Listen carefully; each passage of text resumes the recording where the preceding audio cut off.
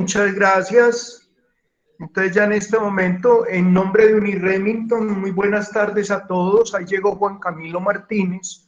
Juan Camilo, buenas tardes. Reciban un saludo muy especial en nombre de Uniremington, en nombre mío. Lastimosamente por la misma situación por la cual veníamos viendo los encuentros tutoriales a través de plataforma, nuevamente volvemos y la Secretaría de Educación Municipal y la Alcaldía de Pereira no permitieron no ir a la universidad. Entonces, por eso, hoy estamos desde nuestra casa, desde mi casa y cada uno de ustedes en sus casas, entonces asistiendo a este encuentro tutorial. Agradecerles a todos porque han estado muy juiciosos en el envío de los trabajos, igualmente con los resúmenes. Y lo otro, por ahí creo que hay unos errorcitos, 2 o 3 en las notas, pero espero esta semana corregirlos. Todo se debió a que, no sé, de pronto por lo de la plataforma, pero de pronto aquello que esté ahí por cuadrar, tranquilo que en el transcurso de la semana los iré organizando y finalmente entonces aparecerá allí la nota. Otra de las cosas, todavía hay muchos que me faltan por enviar reflexiones, las han ido mandando despacio, pero al menos pues las han ido enviando y eso es lo más importante. Entonces, voy a ver si puedo en este momento comenzar con lo del gota a gota y lo voy a entonces a compartir. A ver si lo puedo compartir. A ver, una ventana. Aquí está, reproductor de Windows, compartir. ¿Me confirman si ya lo están viendo, por favor? Uno que me confirme ahí por el, por el grupo. A ver. Sí, ya lo están viendo. Bueno, sí, profe. Listo. Entonces ya lo voy a empezar entonces a compartir.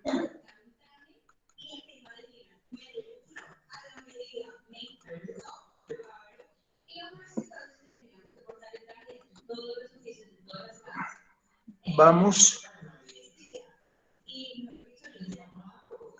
Permítame en un momentico, voy a... Ah, sí.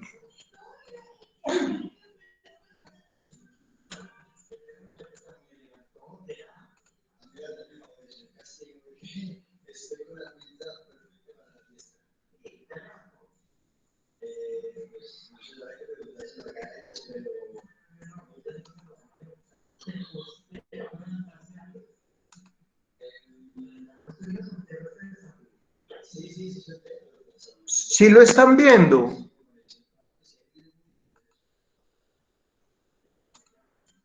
Por favor, si lo están viendo, me confirman si sí lo están viendo. No lo están viendo, entonces me va a tocar volverlo otra vez a presentar aquí. Permítame en un momentico. Yo vuelvo y lo coloco.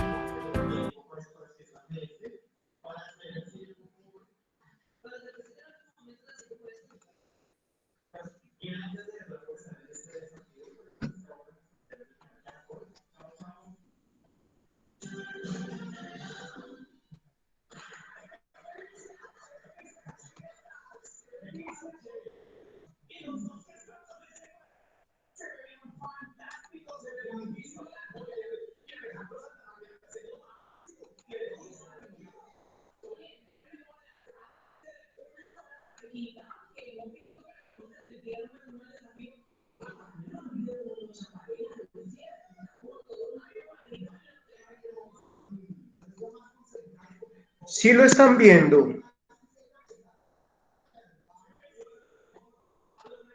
Ah, bueno, entonces compártalo, Diego, por favor, hágame el favor. Yo lo voy a frenar para que tú entonces lo compartas desde casa. Listo.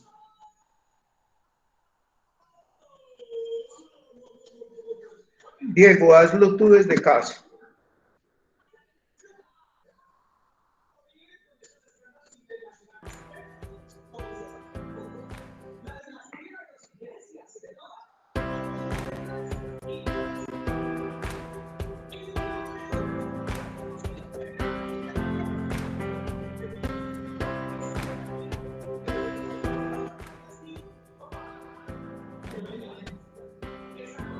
¿Qué es un gota a gota?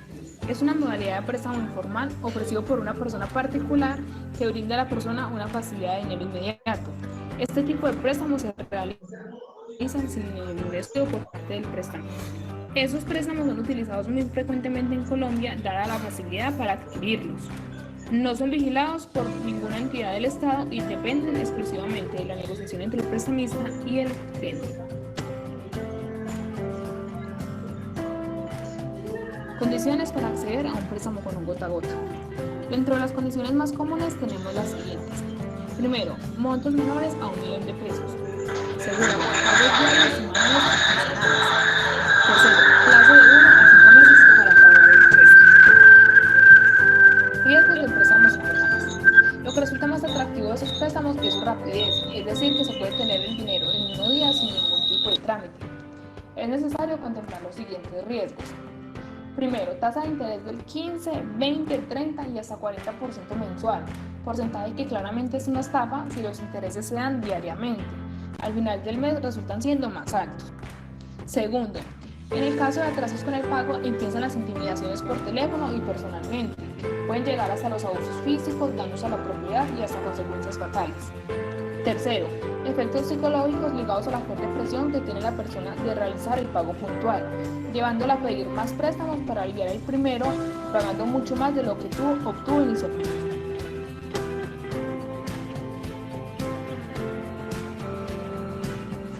¿Qué tipo de personas acuden a préstamos de gota a gota? Son principalmente personas con edades que oscilan entre los 36 y 45 años de edad, de estrato 1 y 2, separados o en unión libre, y que no cuentan con una tarjeta de crédito. También acceden personas a las cuales les han negado créditos en los bancos o que tienen reportes negativos en las centrales de riesgo. ¿Cómo llegó el gota a gota a Colombia? A finales de la década de los 90 nació el fenómeno del gota a gota en la ciudad de Medellín, cuna de uno de los mayores carteles de narcotráfico en Colombia. Empezó un conteo regresivo para muchas personas de escasos recursos en América Latina que al pedir préstamos terminaron asfixiadas por la presión o pagando su muerte a cuotas.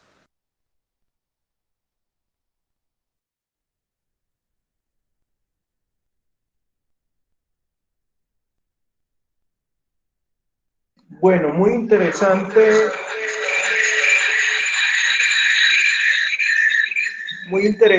la sustentación. Es una de las problemáticas más grandes que está viviendo el país en este momento. El sistema bancario ha querido que el Estado saque de pronto alguna normatividad para controlar y vigilar un poquito, porque todo esto está moviendo la economía informal. Hoy por hoy el problema del gota a gota se internacionalizó y es un problema que está casi en toda Latinoamérica. Y financiado, dicen que en la mayoría, dicen que casi un 85% de parte del negocio del narcotráfico y del microtráfico. Y lo otro, los colombianos siempre son los que han liderado este tipo de situación del gota a gota. Es muy lamentable porque en este momento Brasil y México están viviendo una situación muy difícil. Es más, los dos estados tuvieron que de pronto sacar una normatividad para condenar esta forma de préstamos de gota a gota y hay varias personas en la cárcel y además de eso, la sociedad está tomando acciones y son muchos los colombianos que han perdido la vida por este mismo tipo de situación. Entonces, bueno, ¿del grupo alguno quiere hacer alguna pregunta? ¿Alguno quiere hacer alguna pregunta? ¿Alguno del grupo? Profe, ¿Alguno del grupo quiere hacer alguna pregunta? ¿de cuál grupo? Profe, Camilo, recuerda que él dijo que no nos escuchaba, así que le tienes que ¿Alguno del escribir. grupo quiere hacer alguna pregunta? Bueno, entonces vamos a continuar con el otro. ¿Quién quiere continuar y lo va presentando? Muy bien, Elena. Gracias. ¿Quién quiere continuar? Yo tengo sueño americano, la corrupción, grupos guerrilleros, feminicidio y narcotráfico. Hacemos el del narcotráfico, que es de Milton y de Jessica Toro. Lo voy a presentar.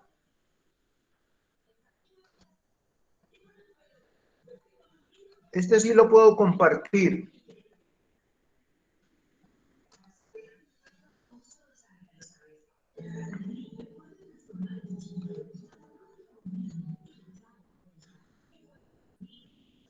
Cuando quieran pueden comenzar.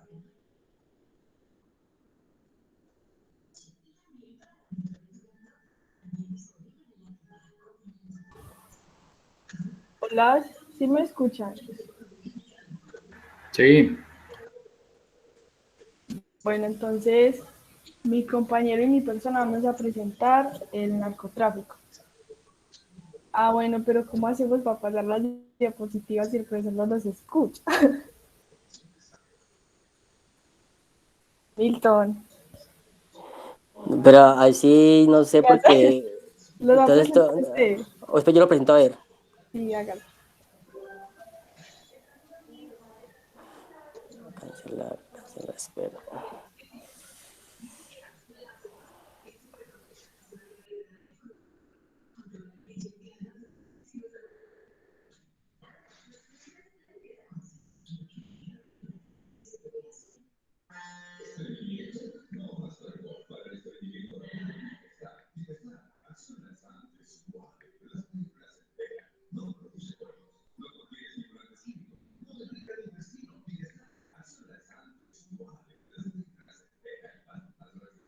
¿Ya lo ven?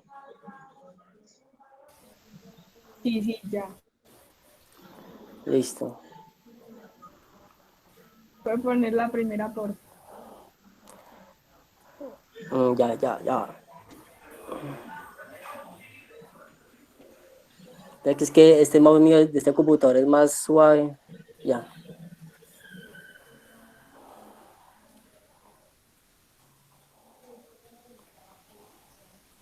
Bueno, tenemos que el narcotráfico es una actividad que se constituye en lo esencial como una estructura de poder que establece relaciones de influencia en espacios de decisiones políticas, económicas y sociales, generando con otros fenómenos del crimen organizado procesos desestabilizadores. Bueno, el narcotráfico en Colombia. El narcotráfico en Colombia se refiere al negocio de las drogas ilícitas, de efectos psicotópicos en Colombia, la producción de distribución de estos productos. El narcotráfico ha tenido directa influencia en la vida política, social y económica del país. En los años 70, el expresidente estadounidense Richard Nixon tomó la iniciativa de luchar contra el comercio de las drogas y brindó apoyo de fuerzas militares a los países productores y exportadores.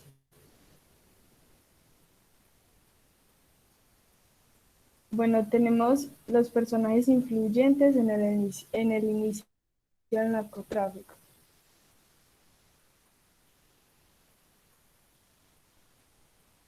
Bueno, está Jaime Caicedo, conocido como el Grillo, figura entre los primeros narcotraficantes colombianos. Ladrón de bicicletas, se involucró en el tráfico de cocaína en forma artesanal y con pequeños envíos en vuelos comerciales, puesto que las aduanas locales e internacionales no tenían estricto control de la exportación de droga a otros países. Debido a la muerte de Jaime Caicedo, esto simbolizó confrontaciones violentas entre narcotraficantes por disputas de territorio y poder. También está Benjamín Herrera Zuleta, conocido como el Papa Negro de la cocaína. Es a su vez el abuelo de Pablo Escobar y los hermanos Rodríguez Orejuela en el negocio. Este personaje tuvo gran influencia en el narcotráfico y fue el encargado de abrir nuevas rutas a los Estados Unidos para el tráfico de cocaína.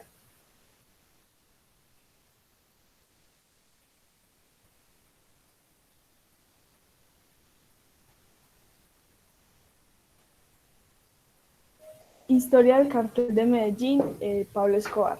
Bueno, Pablo Escobar se involucró en la provisión y comercialización de marihuana y cocaína al exterior en los años 80. Se convirtió en el hombre más poderoso de la mafia colombiana. Fue un terrorista y fue el actor intelectual del atentado contra el diario El Espectador de Guillermo Cano. El cartel de Medellín se dedicaba al tráfico de cocaína, terrorismo, entre otras actividades, siendo uno de los principales actores del conflicto armado colombiano en las décadas de 1980 y 1990 y se convirtió en un grupo terrorista reconocido por participar en secuestros y asesinatos. Buenas tardes, compañeros. Yo voy a agregar también lo de Carlos Enrique Lee Rivas, que también era un integrante del cartel de Medellín. Él tenía pues, seudónimos como Loco Carlos, Enrique Ford de la cocaína. Es un narcotraficante colombiano con ascendencia alemana. Es el primer gran narco colombiano extraditado a los Estados Unidos en 1987, tras pagar 33 años de cárcel, que hoy actualmente tiene 71 años. Este personaje inició su criminalidad en los Estados Unidos, como en la venta de drogas ilícitas y posteriormente en la distribución de cocaína, que se envía desde Colombia. Gracias a la fortuna que amasó con la marihuana, compró una isla privada en las Bahamas. No sé si ustedes han llegado a escuchar sobre el narco que compró una isla en las Bahamas, donde tenía pues su centro de operación y donde metía pues varios cargamentos de droga a los Estados Unidos. Entonces, aquí donde fue punto de clave para la consolidación con el cartel de Medellín, siendo así uno de los fundadores de este cartel. Después de su captura fue pieza clave para testificar contra el entonces dictador panameño Manuel Antonio Noriega, que tenía nexos con narcotraficantes como Pablo Escobar. Esto lo ayudó para una rebaja de pena y así librarse de la cadena perpetua. Otro integrante del cartel de Medellín es Gonzalo Rodríguez Gacha, alias Mexicano. Fue quizás el narcotraficante colombiano más rico y poderoso después de Pablo Escobar. Este violento personaje también fue conocido como el ministro de guerra y comenzó a ganar prestigio y poder al entrar al mundo de las esmeraldas, que tenía como epicentro en la región de Muso, en Boyacá. Allí hizo una alianza con Gilberto Molina, el primer zar de las esmeraldas, y luego con su sucesor Víctor Carranza, con el que terminaría por romper relaciones y enfrentarse a sangre y fuego buscando el control del negocio durante la década de los 80. Pues aquí, profe, pues no sé si, ahora que no me escucha, pero a los compañeros pues, que este narco fue fue muy temido y que aparte de la cocaína que exportaba, también trabajaba mucho las esmeraldas, pues, por eso era muy rico. Junto con las esmeraldas, Gacha empezó a traficar primero marihuana y después cocaína, y mientras amasaba su fortuna empezó a tener contacto con los narcos de Antioquia, entre los que destacaba Pablo Escobar. El cartel de Cali. Esta organización criminal se dedicaba al tráfico de cocaína, encabezada por los hermanos Gilberto Miguel Rodríguez Orejuela, José Santa Cruz Londoño y Elmer Herrera. En sus inicios, en los años 1970, se crea una banda delictiva llamada Los Chemas, el cual se dedicaban a la piratería terrestre, a la extorsión y al secuestro, y posteriormente se introducirían en el negocio de la cocaína, importando pasta de coca desde Perú y Bolivia. ¿Sí me están escuchando? Sí. Ya que es como escuchó como un silencio, entonces pues aquí... Sí, te estamos escuchando, no hay problema. Bueno, entonces esta organización del cartel de Cali eran especialistas en el blanqueamiento de dineros, como lo era Pacho Herrera, quien también coordinaba desde los Estados Unidos el transporte de manera ilícita los dineros de los narcos que no podían ingresar a Colombia. Para ellos utilizaron la importación de máquinas pesadas en la que camuflaban los billetes. Otra de las habilidades destacadas de dicha organización en el cual la revista Time hizo un artículo donde señalaba que José Santa Cruz diseñó las cadenas mundiales de tráfico de drogas, donde exportaba 4 de cada 5 gramos de cocaína que circulaban en Nueva York, apoderándose de esa ciudad. Y los Rodríguez Orejuela manejó las finanzas hacia Estados Unidos y Europa y Japón. Este cartel de Cali, pues también era denominado como los caballeros de Cali, porque es que eran, pues, um, a diferencia del cartel de Cali, ellos pues, eran implacables, eran un grupo muy estructurado y manejan inteligencia. Según yo escuché también que ellos le llaman la KGB, porque todo lo tenían monitoreado, todo Cali, las llamadas, todo lo tenían, pues, de que, de que la policía no los fuera, pues, a intervenir en nada de eso. El cartel del norte del Valle.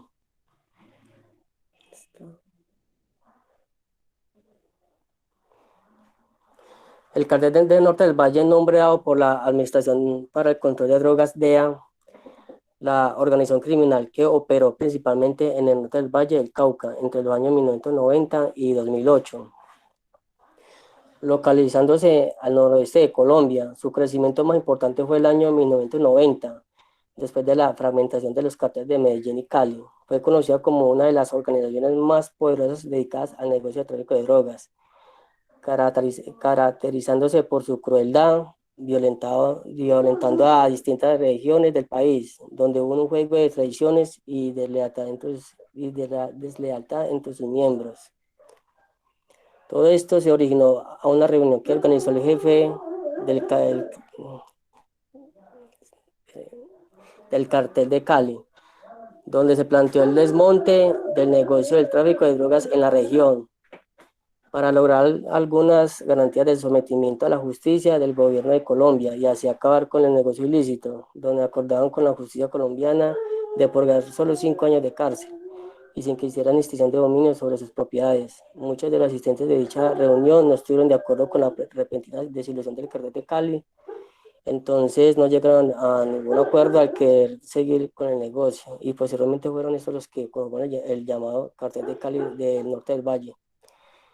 Pues aquí explico este plato donde el cartel de Cali pues querían como salirse pues del negocio y vivir una vida tranquila, pues una vida no ilícita y así pues conservar todas las propiedades y riquezas que ellos tenían. Pero como habían otros que sí querían seguir con el negocio, de tener más plata y como apenas están empezando, entonces no querían obedecer las órdenes de dicho cartel. Entonces así fue como los que se negaron conformaron el cartel del norte del Valle.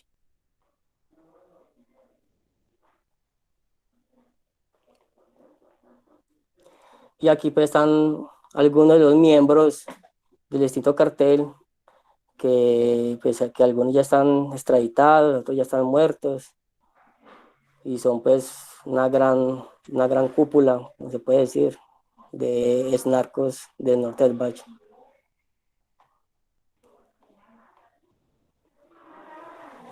Y el proceso 8000 va adherido al cartel de Cali, porque este proceso 8000 pues fue una controversia o uno de la corrupción, de las corrupciones históricas de Colombia. Fue un proceso judicial emprendido contra el entonces presidente de Colombia, Ernesto Samper, bajo la acusación de recibir financiación del narcotráfico para su campaña presidencial. Fue financiado por el cartel de Cali, especialmente por el hermano Orejuela. El proceso 8000 fue el eje sobre el cual giró el gobierno de Samper, sobre el cual queda el sinsabor histórico de la condena de los máximos jefes de su campaña. Pero la declaratoria de ni culpable ni inocente manifiesta por la Comisión de Acusación del Senado colombiano al referirse a la responsabilidad directa de Samper sobre dicho delito. Responsabilidad que como tal no quedó resuelta en el fallo de la comisión, el proceso sin presentar autoría o responsable del mismo. Profe, pues aquí yo creo que muchos han hablado del proceso 8000, pues, de que Samper recibió dineros del narcotráfico, especialmente del cartel de Cali, y que pues, con los casetes de los nombrados narcocasetes, que fue expuesto por el expresidente Pastrana, ahí se nombraba pues de que Samper recibió dichos dineros y así financió su campaña electoral. Y pues hasta el día de hoy, como dice ahí, que ni culpable ni inocente nunca fue puesto, pues nunca fue a una cárcel. Entonces ahí está la impunidad de la corrupción en el país. Eso es todo.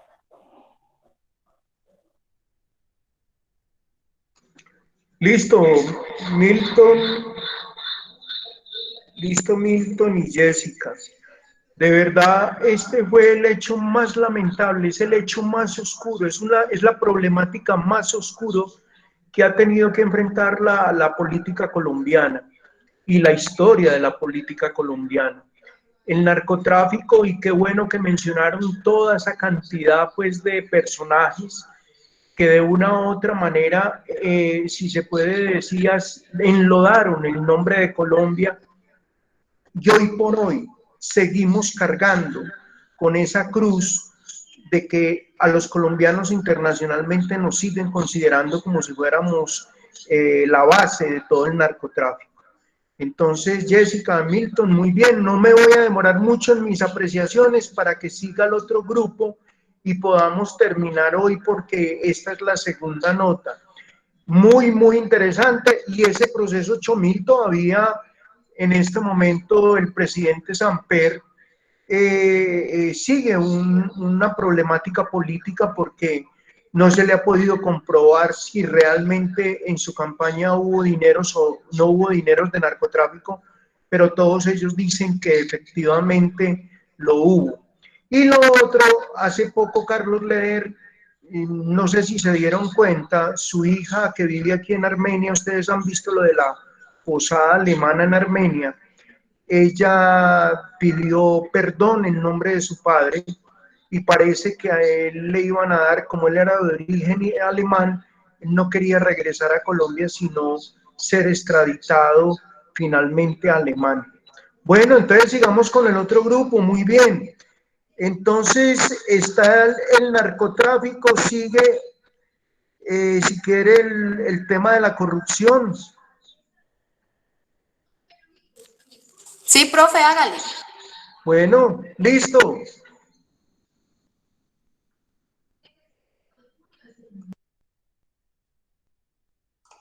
Profe, ¿me escucha?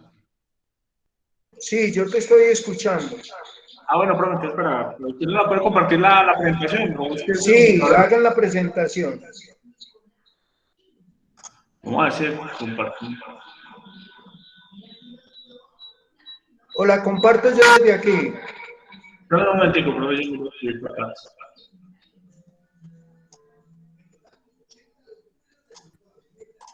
Ah, sí, ya fue capaz. Listo.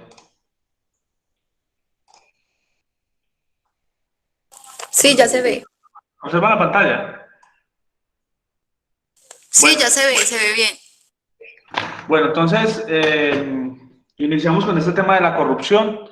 Es una presentación que corresponde hacer a la compañera Alison y a Alison Mejía y a Juan Camilo Martínez, ¿cierto?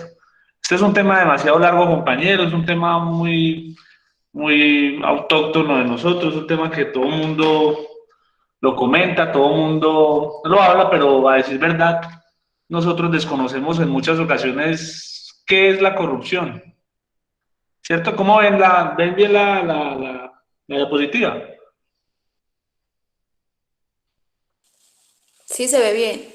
Sí, Bueno, ahí en la diapositiva tenemos una ilustración de dos ratas sobre el escudo saqueado, el escudo no tiene ya absolutamente nada de lo que lo caracterizaba en sus inicios, y lo que más refleja es cómo se han ido comiendo poco a poco las ratas todo lo que el escudo contenía, ¿cierto? Y esto nos genera una pregunta a todos. Nos preguntamos entonces, ¿qué es la corrupción? Todos hablamos de corrupción, pero ¿qué es la corrupción entonces? Decimos que la corrupción, según Transparencia Internacional, es el abuso de poder para el beneficio privado. Entonces, ¿qué es Transparencia Internacional? Transparencia Internacional es una organización no gubernamental con sede en Berlín que desarrolla medidas buscando poner fin a la corrupción. ¿Cierto?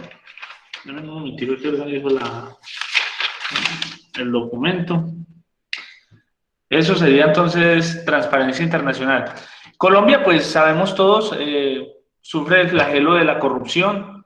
Allí podemos ver la ilustración de las protestas que hacen algunos de los jóvenes estudiantes, porque pues la educación, por eso el gobierno en muchas ocasiones se opone a que la educación sea continuada para todos. Porque pues cuando las personas entran en educación van a ser conscientes de los errores que cometen al elegir sus gobernantes.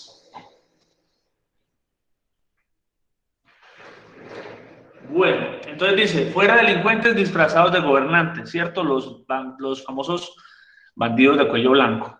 Colombia sufre un estructurado sistema corrupto que anualmente desaparece entre 40 y 50 billones de pesos.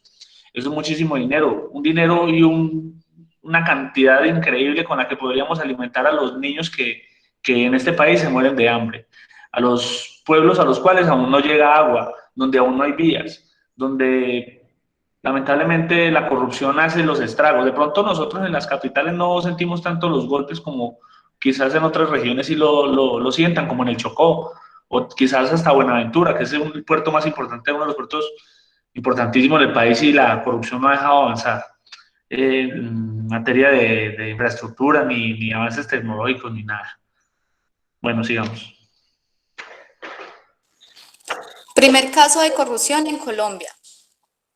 El primer caso de corrupción en Colombia inicia con Francisco de Sande, quien fuera en la época colonial el presidente de la Real Academia de Bogotá, que para la fecha sería el presidente de Colombia, quien abusivamente se apropió de dinero del Estado, 5.000 pesos. Como lo hemos tratado con el desarrollo del curso, los problemas de corrupción colombiana son una herencia que nos dejó la llamada conquista española. Es el legado que día a día nos mueve y nos duele en nuestra patria, legado de robos y apropiaciones.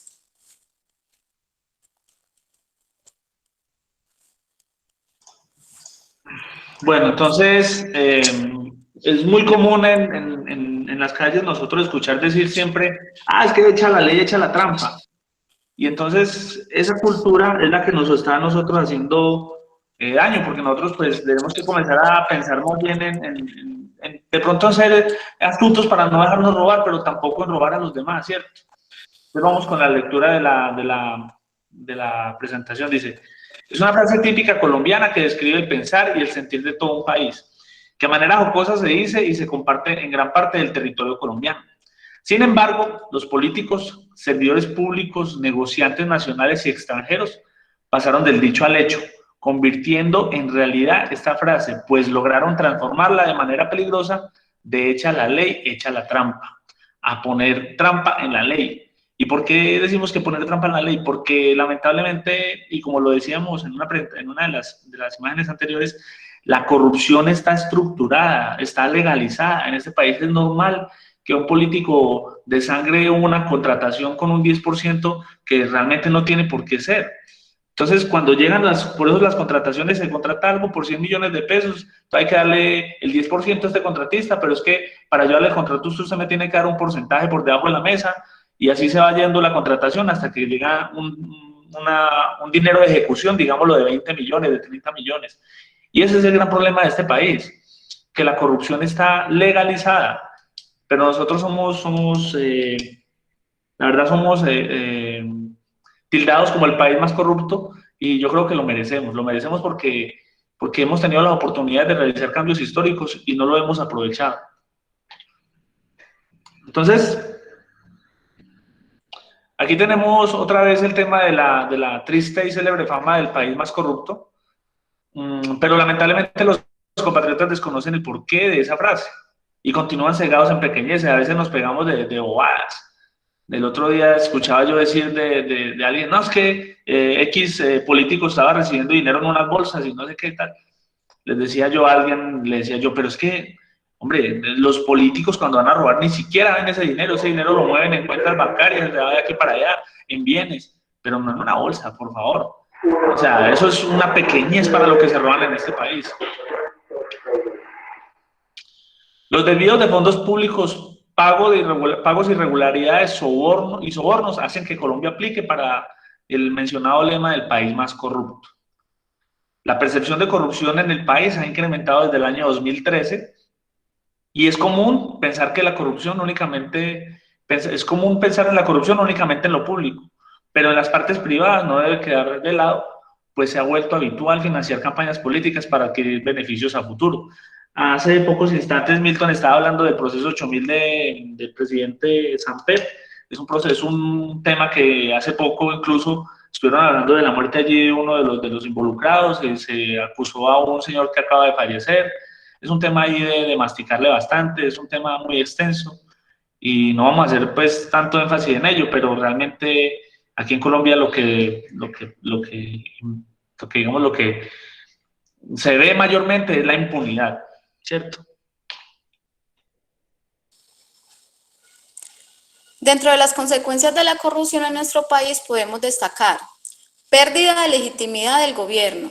Las personas honestas quedan marginadas o por fuera de las posibilidades. Distorsiona las operaciones de los mercados y priva a la gente común los beneficios que de ellos se derivan. Reducen los ingresos fiscales e impiden que los recursos públicos ayuden al desarrollo social. Permite la creación de leyes, políticas y programas que sustenten la presencia de la corrupción. Mientras continuemos viendo que hay justicia dilatoria para los corruptos y que los niveles de sanción no son coherentes con el gran daño social y económico, la percepción de corrupción no va a disminuir. Transparencia Internacional del 2013, párrafo 7. Conscientes todos de que la corrupción afecta a todas las personas que hacen parte de nuestro país, pareciera que no conocieran la importancia de las votaciones en la ocurrencia continua de la misma en nuestras vidas.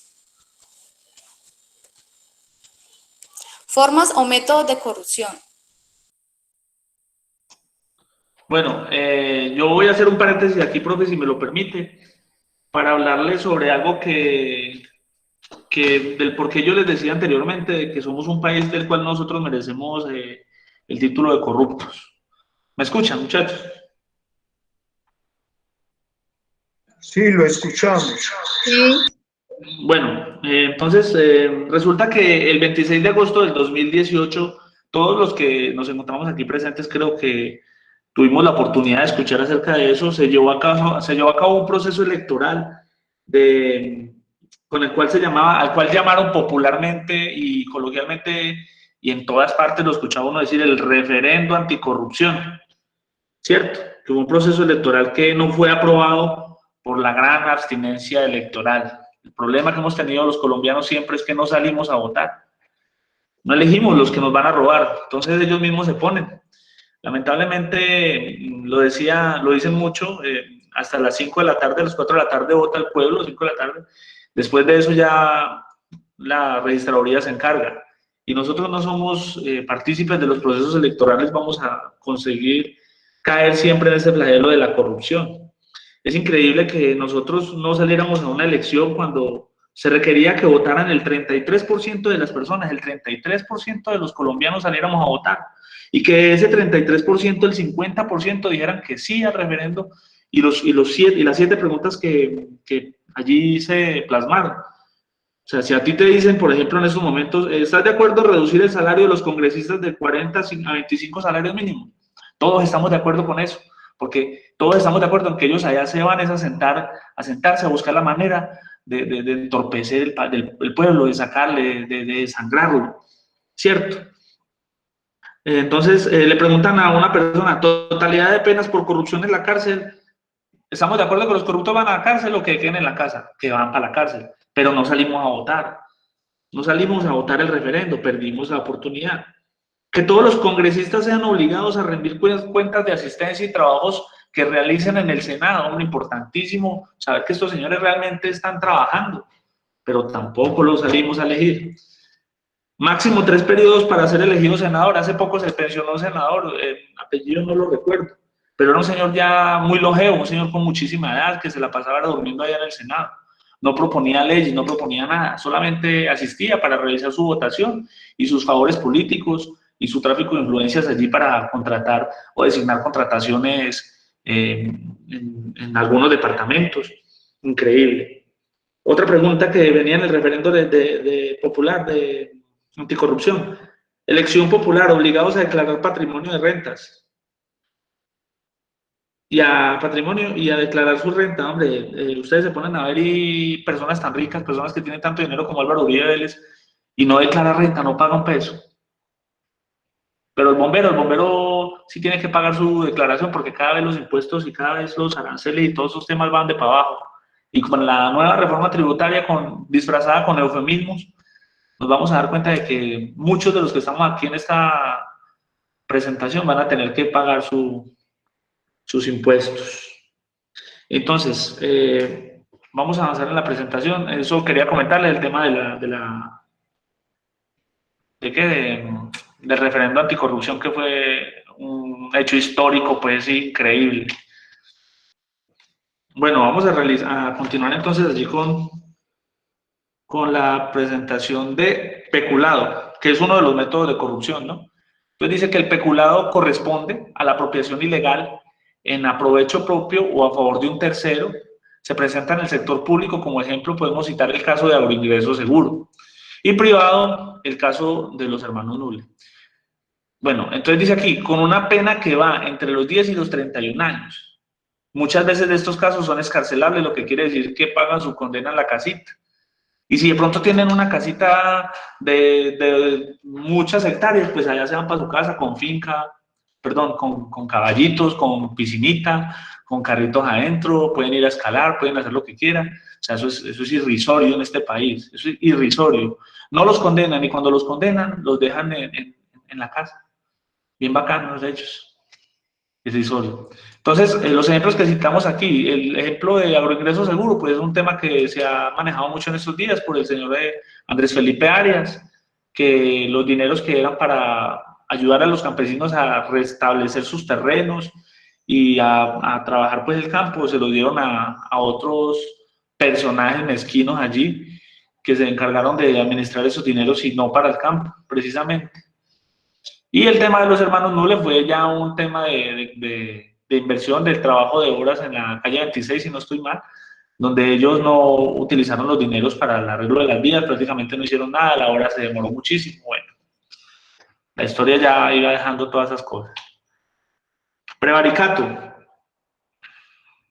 Entonces decimos que el prevaricato es un delito que consiste en que una autoridad o juez u otro servidor público dicta una resolución arbitraria en asunto administrativo o judicial, a sabiendas de que dicha resolución es injusta y contraria a la ley.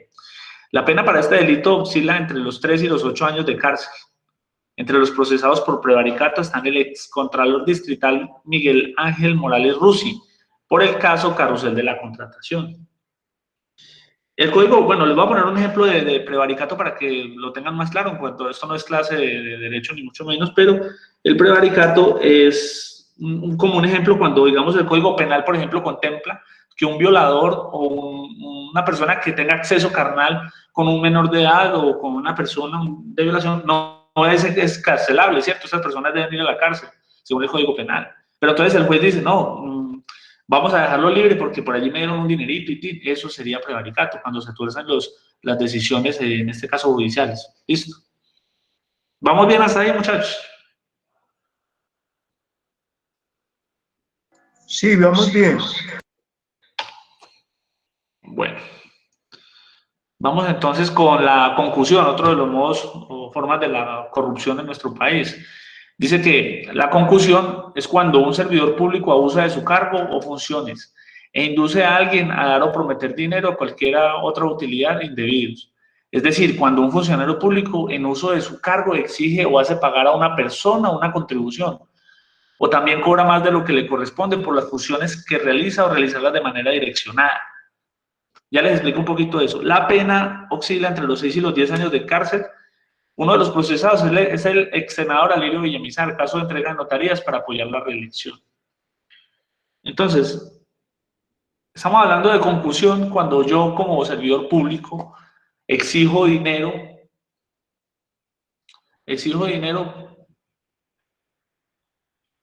para realizar mis funciones, ¿cierto? Para, digamos, direccionar una elección. Por ejemplo, yo voy a contratar, digamos, al director de infraestructura de una regional. Entonces, venga, hermano, yo lo contrato, pero entonces usted a mí me tiene que pagar 10 millones de pesos y lo contrata y usted le paga los 10 millones de pesos y tal. Esa es la manera como se maneja la concusión en este país. Listo.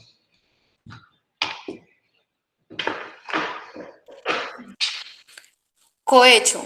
Según el Código Penal, se refiere al servidor público que reciba para sí o para otro dinero u otra utilidad o acepte promesa remuneratoria directa o indirectamente para redactar u omitir un acto propio de su cargo o para ejecutar uno contrario a sus deberes oficiales. La pena de este va de 5 a 10 años. Hay cohecho propio, impropio y por dar u ofrecer.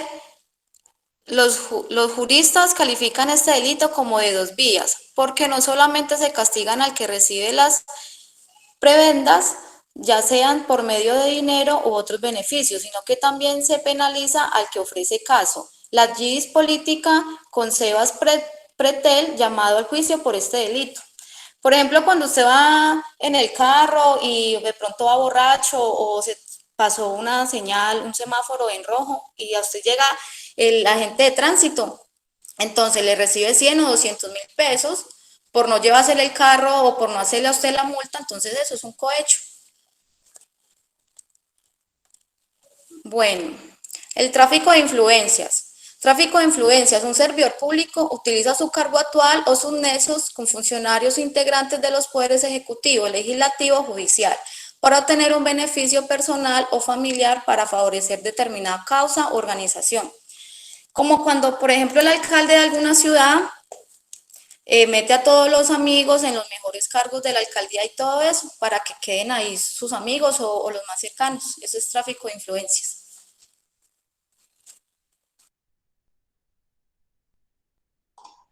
Bueno, conclusión. La conclusión la tiene cada uno de ustedes. Se trató de tocar un tema que es muy extenso, es un tema donde podemos hablar muchísimos casos de corrupción en este país, pero pues nos alargaríamos toda la clase y pues me imagino que tenemos allí cosas para manejar. Los diferentes tipos de corrupción es muy comprensible y necesario que la lucha no sea planteada únicamente por el gobierno, porque en su mayoría es corruptible. El gobierno es corruptible, siempre va a ser así.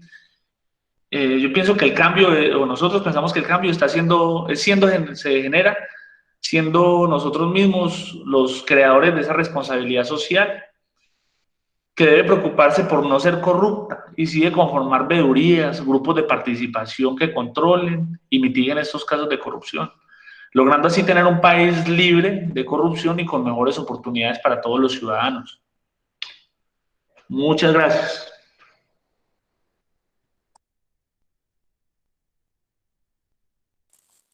Muchas gracias, compañeros y profe, por la Bueno, atención. Juan Camilo y Stephanie, muy bien, muy buen trabajo, me gustó mucho y qué lástima, yo siempre he dicho, qué bueno que ustedes como estudiantes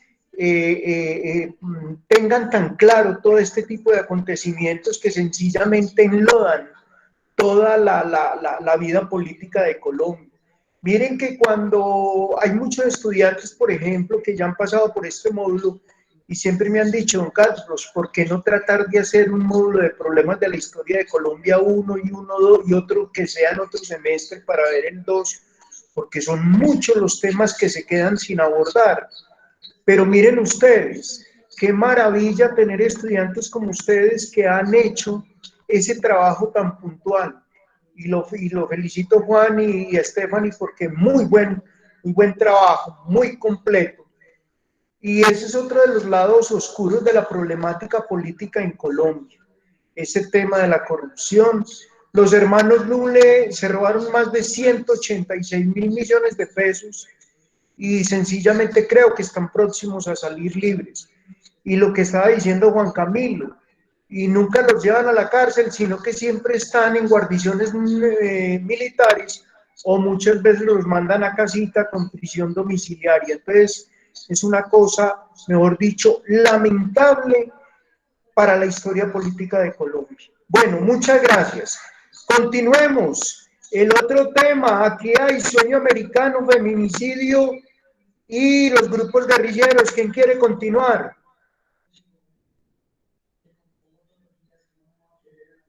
Feminicidio. Yo, con los grupos guerrilleros. Bueno. Yo, profe.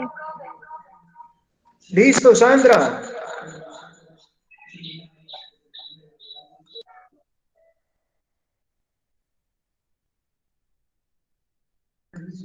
Sandra, bien pueda.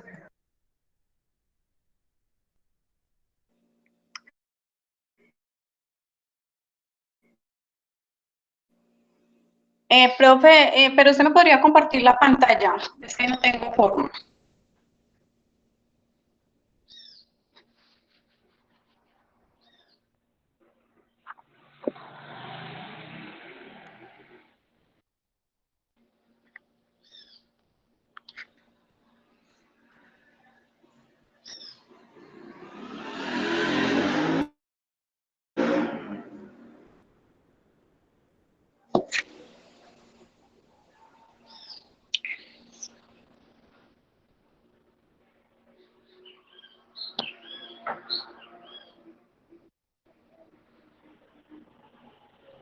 Hola, buenas. Los compañeros sí me escuchan. Sí, sí te escucho. Sí, la estamos escuchando. ¿Y ahora? Hermano, me disculpo si de pronto escuchan mucho ruido porque es que estoy en mi trabajo y a veces pasa mucho vehículo. Bueno, los grupos guerrilleros. Dice que antecedentes históricos. Dice que la historia de Colombia en los últimos años, en los 70 años, ha estado marcado por el conflicto armado. En sus inicios, por la desigualdad, repartición de tierras y la falta de espacios por la participación política, y esto dio como el origen a toda esta violencia.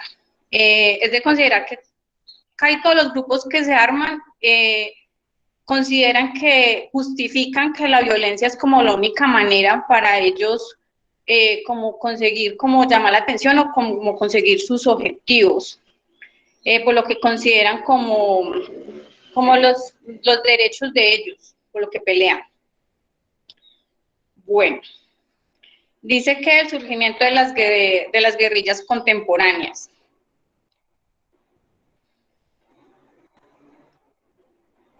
Dice, el origen de las guerrillas contemporáneas en Colombia se atribuye, entre otros aspectos, a la exclusión socioeconómica y a la falta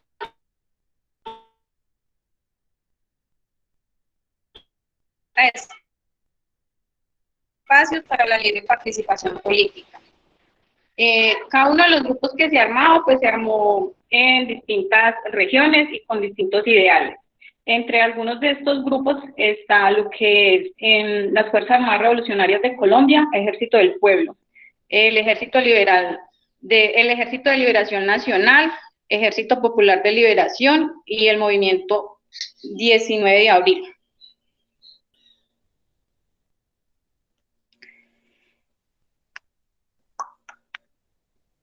Bueno. De las Fuerzas Armadas Revolucionarias de Colombia, Ejército del Pueblo, más conocido como las FARC, este se formó en los años 1964 como un grupo de autodefensas campesina de ideología marxista-leninista y cuya estrategia militar ha sido principalmente la lucha guerrillera. El origen de este grupo tiene lugar en la primera conferencia del Bloque del Sur. De pronto, por los que no tenemos muy claro a qué se refiere lo de la ideología marxista-leninista, dice que es la creación de un Estado unipartidista que tenga el control total sobre la economía. Y según el marxismo-leninismo, el Estado refleja el concepto de socialismo medios de producción controlados por la sociedad. Y cuando nos referimos que este grupo se crea en la conferencia del Bloque Sur, es porque ellos, bueno, ya vienen como grupos guerrilleros y a ellos los combatieron en un pueblito que se llama Marquetalia, y de allí quedan unos sobrevivientes. Entre ellos está uno de sus fundadores, que es Marulanda. Y allí ya se crean ellos como este grupo guerrillero. El objetivo fue crear la guerrilla para representar la población rural y para constituir un gobierno que se dedicara a la distribución del bienestar. A nivel geográfico, este grupo armado ha sido más extenso en las regiones sudorientales de la selva y las llanuras de la base de la cordillera de los Andes. En el año 2000 el movimiento controlaba casi el 40% del territorio colombiano, cerca de 12.000 combatientes, y para el 2007 con 18.000, según declaraciones de la organización. En el 2008, Tiro Fijo murió a causa de un infarto cardíaco y dejó al mandato Alfonso Cano, quien falleció en manos del ejército en el 2011. Y actualmente, Rodrigo Londoño Echeverry, conocido como Timochenko, es el que dirige el movimiento, que ahorita es un movimiento político. Claro que como en todo grupo, pues hay algunos que no entregan armas ni están como dispuestos a dejar la guerra, entonces se han vuelto como a armar. Entre eso está el caso de, se me olvidó el nombre, del que se voló por allá para Venezuela. Bueno. Hola. No, que Santrich, ya yo como Santrich. Ah, sí, gracias. Bueno, entre los principales atentados terroristas estuvo el atentado con la casa bomba El Dorado. Este fue hecho por el Frente 26 de la guerrilla de las Fuerzas Armadas el 29 de enero del 2002. Contra una compañía del Batallón Contraguerrilla número 53, distrito de la Brigada Móvil 13.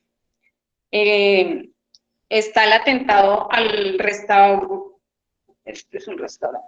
Así, el atentado Residencias de Tequendama, que fue un ataque perpetrado el 13 de diciembre del 2002 en el edificio Residencias Tequendama de la ciudad de Bogotá. El ataque consistió en la detonación de un maletín bomba abandonado en las mesas del restaurante. Está el atentado al Club El Nogal. Este consistió en la explosión de un carro bomba. Este fue el 7 de febrero del 2003. El atentado se realizó por la FARC y dejó un saldo de 36 personas y más de 200 heridos. El atentado con casa bomba en Neiva. Este fue un atentado terrorista perpetrado por el 14 de febrero del 2003 en el departamento del Huila, con un saldo de 15 muertos y 66 heridos. El atentado al Palacio de Justicia en Cali. Este fue el 1 de septiembre del 2008. Aquí hubieron 4 muertos y 26 heridos. Pues esto entre unos porque ellos hicieron muchos. Bueno. Está el ELN, que es el Ejército de Liberación Nacional Colombiano. El ELN nació en 1965 como influencia de la Revolución Cubana y la teología de la liberación. El surgimiento de este movimiento tiene que ver con la radicalización de la lucha de clases a través de la violencia. Este proceso se entrelaza entre la necesidad de sobrevivencia y la convivencia, de la imposibilidad de darle una salida por medio de otras vías a la situación que vive el país. Ellos son de los que consideran que esta es la única salida para pues, conseguir sus objetivos.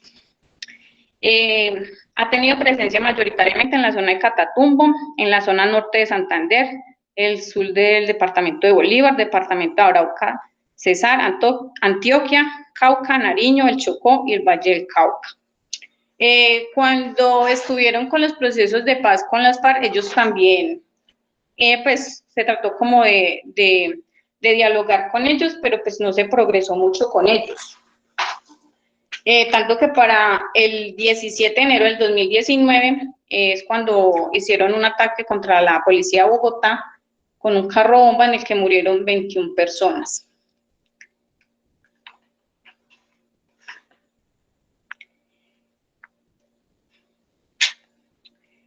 Bueno, en los 80 el grupo se especializó en secuestrar con el objetivo de cobrar grandes sumas de dinero por el rescate. La forma de ellos como conseguir como el capital para sostenerse era secuestros, y extorsionaban a como los grandes petroleros, y hacían, cuando esto se vio mucho, que atentaban contra y volaban los oleoductos. Bueno, está el Ejército Popular de Liberación Nacional. El Ejército Popular Liberación Nacional se constituyó en 1966 y, a diferencia de los anteriores, su ideología es marxista-leninista, maoísta, vinculado al Partido Comunista. Este grupo pasó por un proceso de desmovilización de 2.000 combatientes en 1991 y en la actualidad opera disidencia denominada Frente Libardo Moreno Toro en el norte del Santander. Bueno, cuando este grupo se desmovilizaron, pues no todos se aceptaron eso, entonces formaron como su propio grupo al frente de Libardo, pero pues por el FARC y todo eso, a medida que ellos se fueron como fortaleciendo, no dejó como crecer mucho este grupo. Entonces ellos más que todo son como un grupo pequeño y se dedican más que todo como al narcotráfico en este momento. Y el movimiento 19 de abril, más conocido como el M19, fue un movimiento insurgente colombiano nacido a raíz de las elecciones presidenciales del 19 de abril de 1970. Empleaba tácticas de guerrilla urbana, al igual que el secuestro, el asesinato y el terrorismo. Ellos aquí dicen que se forman a raíz de las elecciones de 1970, porque en ese entonces gana Misael Pastrana Borrero, pero la otra opción que había era Gustavo Rojas Pinilla. Y pues ellos siempre tuvieron la idea de que hubo corrupción en esas votaciones, y ahí se decidió armarse este grupo. Dice que tras su desmovilización se convirtió en un movimiento político de izquierda, conocido como Alianza Democrática M19. Ganó respaldo y popular y fue uno de los constituyentes de 1991. Desapareció a mediados de la década de los 90. Entre sus acciones así más representativas estuvo el robo a la espada que se presume que fue de Simón Bolívar, el 17 de enero de 1974. El 30 de diciembre penetran como a una base militar por medio de un túnel, y allí se roban más de 5.700 armas, donde pues por medio de esta maravillosa obra que hicieron, dejaron como muy mal parado al ejército en ese entonces. Y pues la famosa toma de justicia, que muchos estábamos chiquitos o no existíamos, pero pues todavía hoy en día se escucha mucho.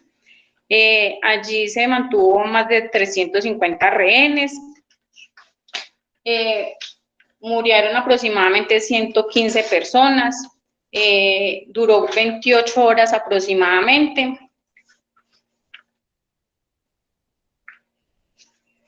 Y desaparecieron algunos, de los que todavía pues ni se sabe qué pasó, y todavía se está investigando a personitas que tuvieron ahí que ver. Muchas gracias. Eso es todo. Muchas gracias.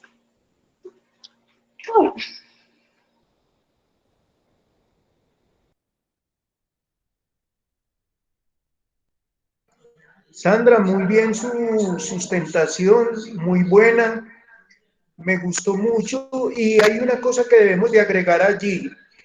Ellos sencillamente perdieron toda si se puede decir así, esa intención que hubo inicialmente, cuando ellos se hacían llamar Ejército del Pueblo. El problema fue que como Ejército del Pueblo ellos cometieron muchos errores, tanto las FARC, el M-19, el Ejército de Liberación Nacional, y pues ellos terminaron prácticamente metidos en el negocio del narcotráfico, que es una de las situaciones que más lamentables y que hoy por hoy está viviendo el pueblo colombiano muy de cerca por culpa de esta problemática tan honda como a la que ha llegado el narcotráfico.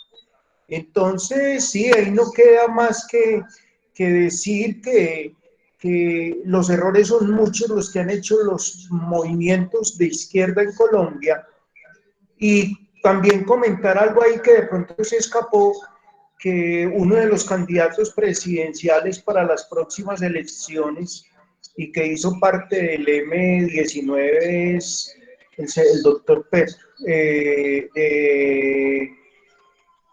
Petro va a lanzarse como candidato a la presidencia y es uno de los líderes que estuvo en la toma del Palacio de Justicia y de la Embajada Dominicana. Bueno, muy bien, Sandra, gracias. Entonces, continuemos con el otro. Me queda sueño americano y el feminicidio. ¿Quién quiere comenzar? Yo, profe. ¿Quién? Yo, profe. Bueno, Juliana. ¿cuál es el trabajo tuyo? Feminicidio. Listo. Entonces, ahí Profe. lo voy a... Profe, qué pena, yo también lo había a- hecho. Profe, es que yo quiero hacerle una pregunta, usted que sabe de historia bastante.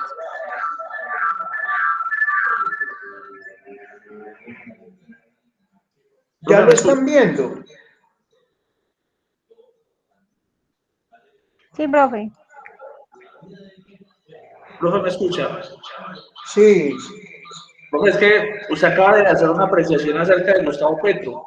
Y muchas personas que lo defienden piensan que Gustavo Petro, o incluso lo ha manifestado, que en la toma del Palacio de la Justicia, él era concejal de Zipaquirá y que en esos días se encontraba en la cárcel, estaba en una guarnición militar, que estaba guardado. Sí. Pues, yo quisiera que usted nos desvirtuara, ¿eso es cierto, eso es mentira, o cómo es el tema del hombre? Si es verdad que el hombre fue armado o no fue armado.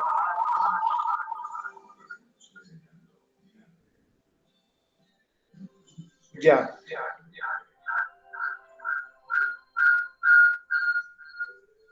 Bueno, bien pueda. Muchas gracias. Siga pues con el tema del feminicidio. Listo, profe, ¿me puede por favor pasar la diapositiva? Listo. Bueno, a mí me tocó el feminicidio. El feminicidio hace alusión a la conducta realizada con el propósito de matar a una mujer por el hecho de ser mujer o por su Permíteme un condición de... momentico que está mucho eco.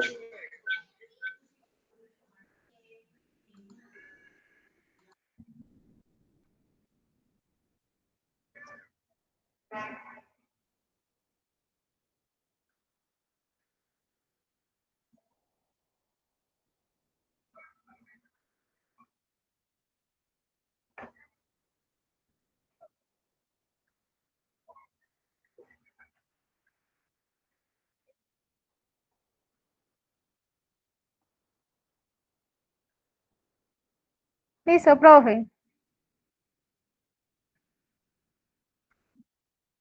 Listo, ya puedes. ¿Ya me escuchan ahí? Sí, te escuchamos. Bueno, el feminicidio hace alusión a la conducta realizada con el propósito de matar a una mujer por el hecho de serlo o por su condición de identidad de género. Este delito constituye un acto de violencia y discriminación contra la mujer. La ley de 1761 de 2015 penalizó todo acto de odio en contra de las mujeres y creó el tipo penal de feminicidio consagrado en el artículo 104A de la Ley 599 del 2000. De igual forma, el ordenamiento jurídico desarrollado una serie de situaciones de agravación punitiva para proteger a las mujeres más vulnerables. Ya que esto se dio, profe, debido a que los hombres se aprovechan mucho de como de la forma de ser de la mujer, de ellos como que la forma de que del machismo de que yo soy el que mando, yo soy el que ordeno, y si la mujer no deja, pues que pues no se deja de eso, ellos lo único que hacen es castigarlo a uno y ponerle la mano no encima, ya que tiene que ser lo que ellos digan.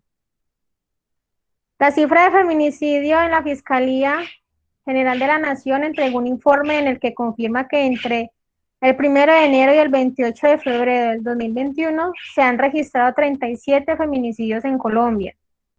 Estas cifras indicarían, según la entidad, que con la relación de los asesinatos de mujeres registrados en el 2020, la cifra aumentó un 8.8%.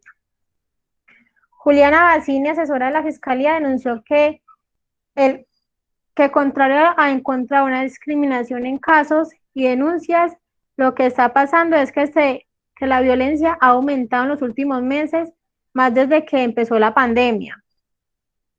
Una de las problemáticas que más ha aumentado con los meses, según el informe de ente acusador, es que la violencia intrafamiliar es el segundo delito más denunciado por parte de mujeres a nivel nacional.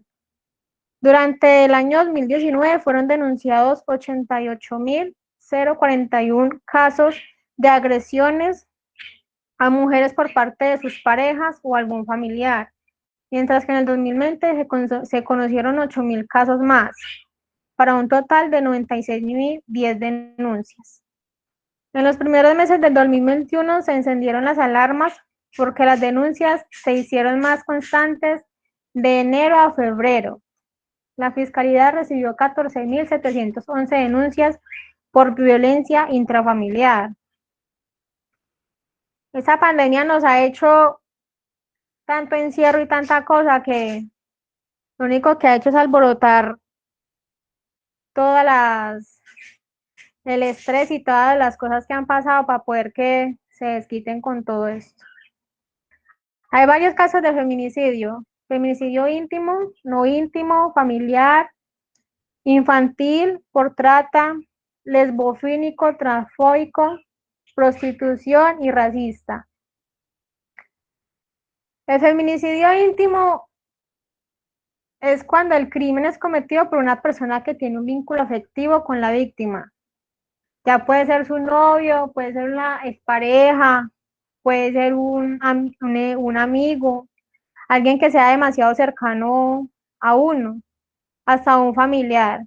Ellos mismos pueden cometer el delito.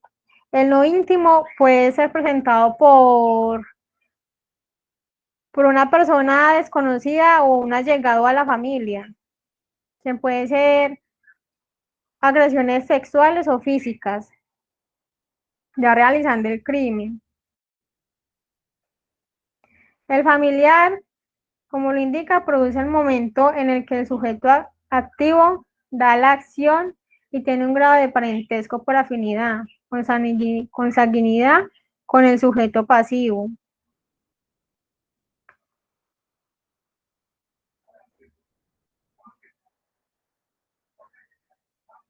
El infantil puede ser por la misma conducta de los niños, ya que muchas personas no les gusta que los niños sean tan impacientes, les gusta que se queden callados, que dejen de molestar tanto. Entonces ellas llegan al momento de estrés y de tanta cosa que lo único que hacen es pegarles y llegar al punto hasta de tanto golpe y de tanto maltrato, de causarles la muerte. Por trata se produce mientras se encuentra privado de la libertad, ya por ser abusada del delito de trata de personas, por engaños, que les dicen que van con un contrato de trabajo, se van de modelos o van a alguna cosa, y llegado el momento donde las llevan, allá les quitan todos los que supuestamente les van a dar y los trata y las empiezan a vender.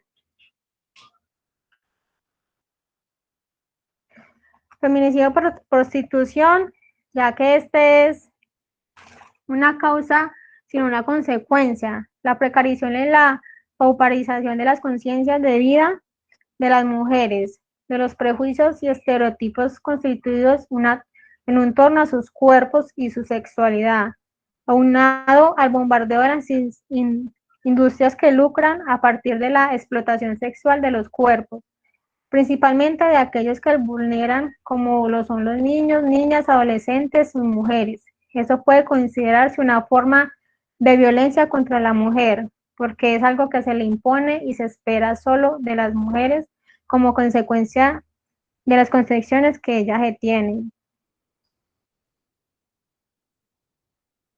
El racismo, simplemente por el hecho de ser personas de otro color, lo único que hacen es tratarlos mal, llegar al punto de aislarlos, de decirles, pues por el nombre, pues muchas veces los tratan de negros y llegan al punto de matarlos porque simplemente les estorban y les da fastidio con solo mirarlos.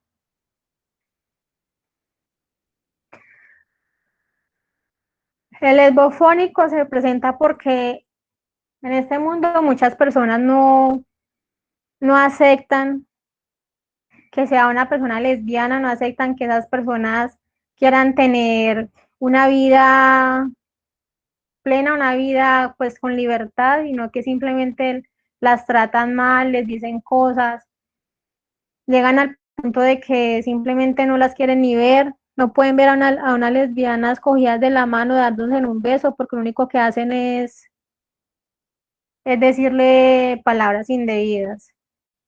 Simplemente lo hacen es como para rechazarlas. Transfóbicos son es el caso del transexual, que simplemente el hombre que quiere sentirse mujer, quiere sentirse bello y tampoco los aceptan. O sea, son muchas cosas en las que no permiten eso. El feminicidio en el Código Penal. Toda persona que provee la muerte a una mujer en razón a su identidad de género o sexo incurrirá en una pena privativa de la libertad por un término entre 250 y 500 meses. Igual se considera cuando se realizan las siguientes conductas: tener o haber tenido algún tipo de relación íntima con la víctima en la cual existiere violencia física, psicológica o sexual, previa a la comisión del feminicidio.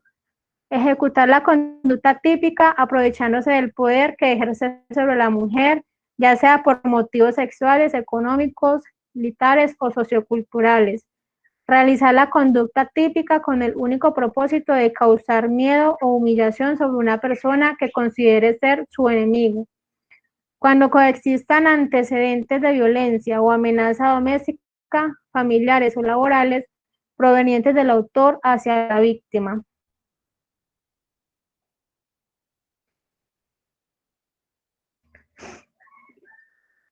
Listo, profe. Uno de los casos de feminicidio fue el de esta niña Zamboní, la que asesinaron en un apartamento en Bogotá, una niña de 7 años, en el 2016. Sí, Mónica, fue uno de los escándalos más grandes que ha tenido cuando este Profe arquitecto Juliana, mató a esa niña Zamboní, una niña como de 6 o 7 de 7 años. años. Sí, Sí, señor. señor. Bueno, muy bien, Julián, Andrea, muy buena la sustentación. Y este es uno de los problemas más graves que tenemos en este momento en el país, y que por culpa de la cuarentena han aumentado mucho este tipo de hechos de los feminicidios, donde la mujer pues ha sido violentada y abusada en muchas de sus condiciones por culpa de ese machismo que ha imperado dentro de ese proceso histórico en Colombia. Bueno, vámonos para el último trabajo, muchas gracias. Ese sueño americano lo voy a exponer, lo voy a colocar aquí para que la persona...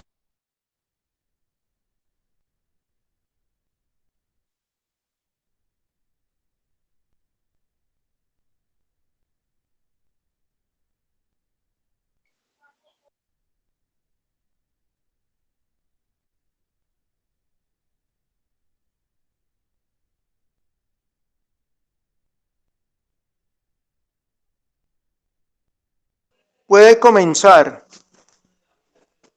Buenas tardes, ¿cómo están? Mi nombre es Jamie. Jamie Lorena. Me tocó el tema del sueño americano. Bueno, el inicio o cómo surge el sueño americano. Se dice que el sueño americano surge a partir de esa idea de llegar a una tierra prometida para obtener mejores oportunidades de vida. Se gestó en Europa a finales del siglo XV y XVI. Los protestantes franceses vieron en el nuevo continente un lugar donde refugiarse de las disputas religiosas de la época, señaló Ignacio Díaz de la Serna, investigador del Centro de Investigaciones sobre América del Norte. ¿Qué significa el sueño americano? El sueño americano significa estar arriba en una sociedad desigual y no estar satisfecho en una sociedad igualitaria. ¿Sí? Entonces, eso motivó una migración de colonos que provenían de Inglaterra, Escocia, Irlanda y Francia a viajar a la costa de Virginia de los Estados Unidos, ante la negativa de Portugal de permitirles instalarse en el sur de Europa. Entonces, como vemos un ejemplo de ello, México. Hoy en día podemos ver que la mayoría de los mexicanos prevalecen en Estados Unidos. Pues porque, digamos, como muchos, no solo los mexicanos, tenemos la tendencia, creemos que de pronto salir de nuestras tierras nos ve mucho mejor en otro país, y pues creo que estamos equivocados, digamos, en ese concepto. Como sabemos, cuando salimos de nuestro país, no siempre nos va como queremos.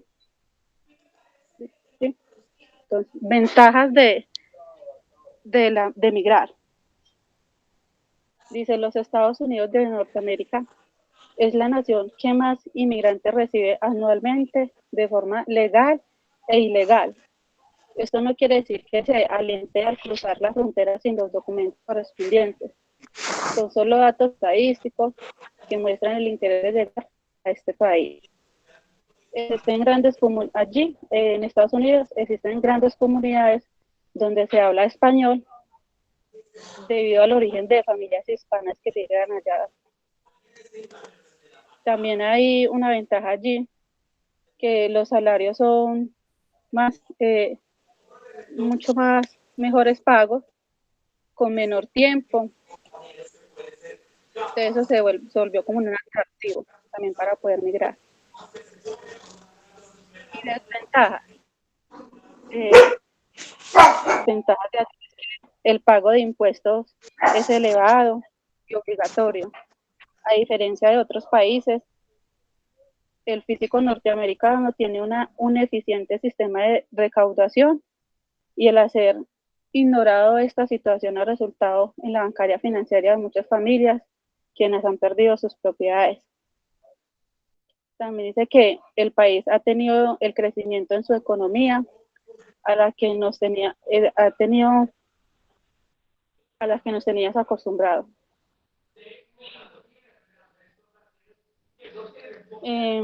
Las leyes migratorias se han endurecido, lo que implica que se deban contar con los documentos necesarios para poder trabajar o iniciar un negocio allí.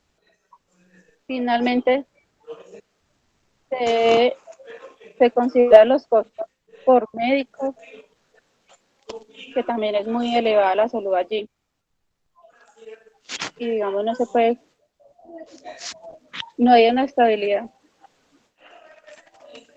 Entonces, finalizar, como decía, si en nuestro país a veces es difícil y no tenemos, digamos, una vida muy estable, mucho menos, digamos, no tenemos, digamos, la garantía en otro país. Si siendo en nuestro propio país o sea, tenemos muchas necesidades. En otro país, pues no vamos a tener la garantía, porque obviamente no somos de allá, y como se ve hoy en día, como la xenofobia, que nos rechazan por ser extranjeros, inmigrantes. Entonces, eso es lo que es una desventaja también de migrar para concluir. Bueno, Jamie Lorena, muy bien. Este es otro de los temas más agrios que ha sido de que mucha gente ha migrado de Colombia al exterior buscando una mejor oportunidad y resulta de, pues, que se han encontrado con situaciones muy lamentables donde la gente trabaja mucho, pero realmente, a pesar de lo que decía Jamie Lorena, de que ofrecen mejor hora paga y todo eso, los trabajos no son estables, sino muy ocasionales. Y además de eso, la gente que se ha ido y ha tocado cumplir unas jornadas laborales muy extensas, lo cual a veces perjudica a su misma salud. Y hay muchas personas que han ido no solamente a Estados Unidos, sino a Europa, y no pudieron cumplir ni siquiera con el de pensionarse. Lograron de pronto construir, enviar dinero, pero cuando llegan en un estado lamentable, muy enfermas, bajo condiciones de salud muy, muy difíciles. Y entonces ese sueño americano se ha convertido más bien en una pesadilla, porque de pronto la parte social y lo que decía ella al final, hay muchas presiones a nivel de sociedad para que ellos no puedan cumplir con sus sueños.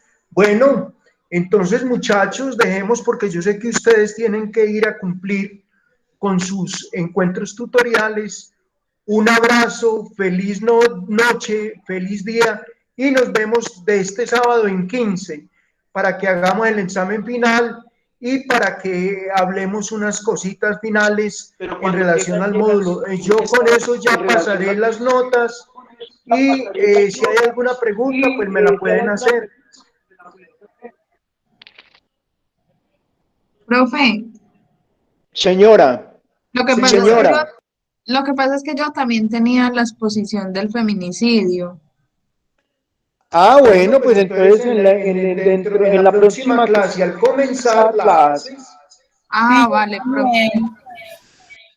Bueno, ¿quién más? Yo, Viviana. Viviana, ¿cuál tenías tú? El feminicidio. Ah, bueno, entonces dentro de 15 días lo hacemos, ¿ok? Listo, profe. Gracias. Bueno, me Vale, alegra profe, pues saludarlas. Vale, profe. Muchas gracias. Bueno, un abrazo pues y feliz fin de semana y cuídense mucho. Fin de semana. Dios lo bendiga. Bueno, Octavio, gracias. Luego. Cuídense Chao, mucho. profe. Chao, chao. Hasta luego, profe. Bueno. Chao, profe. Chao, profe, que esté Bueno, bien. chao, Alison, chao. Sandra, Lina, gracias. Chao. Chao, Helen. Chao, profe, muchas gracias. Bueno.